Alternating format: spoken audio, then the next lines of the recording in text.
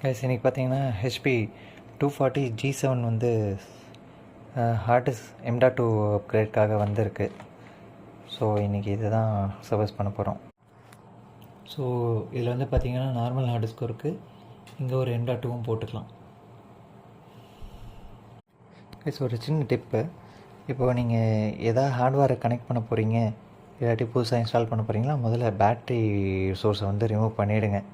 அது வந்து safe, because ஃபர்தராக எந்த ஒரு டேமேஜ் ஆகாமல் இருக்கும் நீங்கள் இன்ஸ்டால் பண்ணும்போது. ஸோ M.2 தான் இப்போ வந்து நான் ஃபிக்ஸ் பண்ணுறேன். ஸோ M.2 வந்து ஃபிக்ஸ் பண்ணியாச்சு.